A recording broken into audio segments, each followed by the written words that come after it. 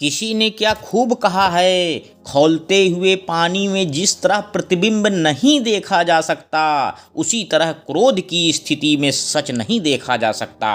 नमस्कार दोस्तों, आप सभी का दिल से स्वागत है। तो दोस्तों, आज हम देवरानी और जेठानी की एक रुला देने वाली प्रेरक कहानी लेकर आए हैं। ये कहानी आपके जीवन में बहुत कुछ सिखा देगी। दोस्तों, कहानी बहुत ही मज़ेदार और प्रेरणादायक है। तो आइए शुरू करते हैं। एक समय की बात है, किसी एक परिवार में एक देवरानी और जेठानी के बीच बहुत प्यार था। वो हमेशा एक दूसरे के साथ देती, एक दूसरे की मदद करती। लेकिन एक दिन देवरानी और जेठानी के बीच किसी बात को लेकर बड़ा झगड़ा हो गया और झगड़े की वजह से बात इतनी बढ़ गई कि दोनों ने एक दूसरे को बात न करने की और मुंह तक न देखने की कसम खा ली और दोनों ही अपने अपने कमरे में चली गईं और कमरे के अंदर से दरवाजा बंद कर दिया। लेकिन थोड़ी देर बाद जेठानी के कमरे के दरवाजे पर खटखट आवाज हुई। तभी अंदर से जेठानी ऊंची आवाज से बोली कि कौन है।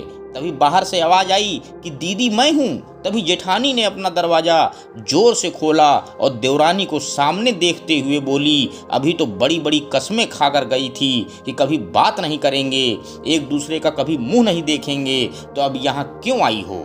तभी देवरानी ने कहा कि दीदी मैं कसम खाकर तो गई थी कि हम अब बात नहीं करेंगे, एक दूसरे का मुंह तक नहीं देखेंगे, लेकिन मुझे माँ की कही एक बात याद आ गई कि जब भी किसी से लड़ाई या झगड़ा हो जाए तो उसकी अच्छाइयों को याद करो। और मैंने भी वही किया, जिससे मुझे आपका दिया हुआ प्यार ही प्यार याद आया, जिसकी वजह से अब मुझे आपसे कोई शिकायत नहीं है और मैं आपके लिए चाय लेकर आई हूँ। तभी जेठानी के आंखों से आंसू आ गए और दोनों एक दूसरे के गले लग गए और बाद में दोनों ने एक साथ बैठकर चाय पीने लगे।